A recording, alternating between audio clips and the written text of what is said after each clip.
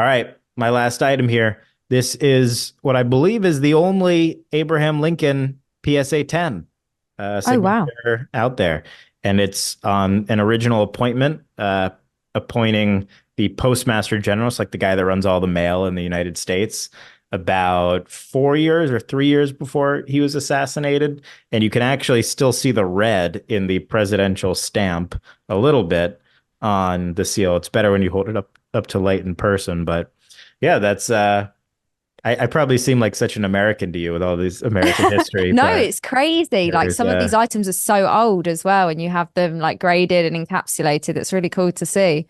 yeah, about 5 years ago, you wouldn't see any historical stuff in cases, but since younger people have started to buy more, obviously Yeah, that has changed. no, that's incredible.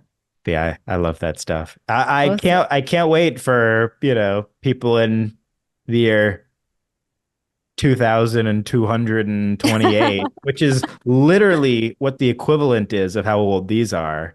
I That's mean, insane. what the Washington was 1760, so that's what 250 years ago or so. Yeah, so that would be So like yeah, into the future. 220 years from now would be the equivalent for a Pokemon Wow. card as old as that. Oh my I gosh. I can't wait. I can't wait. I won't be here, but No, but we can think hopefully, about it. yeah, hopefully there will be other collectors that will. If there was an item out there, like if you could have any Pokemon item in the world, what would that one item be for you?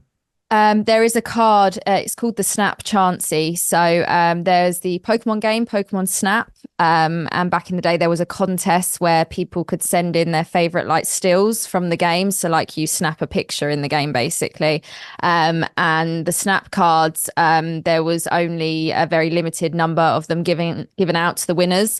So there's a Snap Pikachu, Chansey, Charmander, Squirtle. There's a few others. They are very, very hard to obtain, very expensive. But occasionally you'll see one come up on auction. Normally, a lot of them are graded by now. People who have got them have graded them. So Chansey being my favorite Pokemon, it's kind of like what we would call in the hobby like a Grail card. It to me, it's just like it's almost unobtainable, which makes me want it even more. So maybe one day I'll be in the position where if one did come up on auction again, I could go for it. But yeah, that would be sort of like a big item that I'd like to go for. That's awesome. I want to ask you, how do you feel about the state of Pokemon collectors? Because it obviously there have been collectors for the last 20 years Hmm. all over the world. Pokemon is the biggest intellectual property brand in the history of the world. Yeah, But there is this huge rise in the card space, like we were mentioning earlier in yeah, 2020, 2021, because of the pandemic. yeah. How do you feel about the state of sort of the Pokemon hobby today?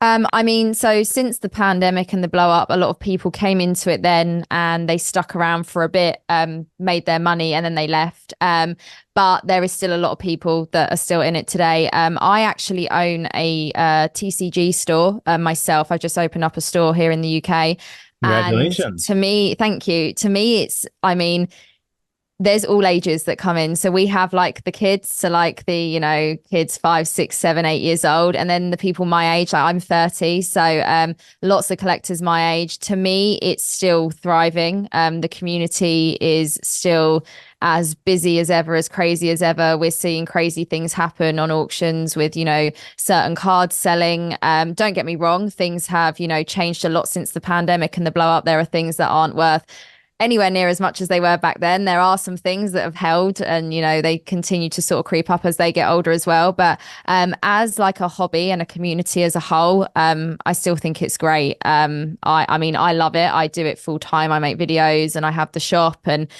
everything in between. But yeah, it's so interesting seeing the younger kids come in and like they're talking about the vintage cards that to me are the cards I grew up on. And then that makes Right. me feel really old because they're referring to them as vintage. So does that make me vintage, even though I'm only 30? But no, it's really great seeing having the store and being able to mix with like the two different generations of collectors, basically. That's really awesome.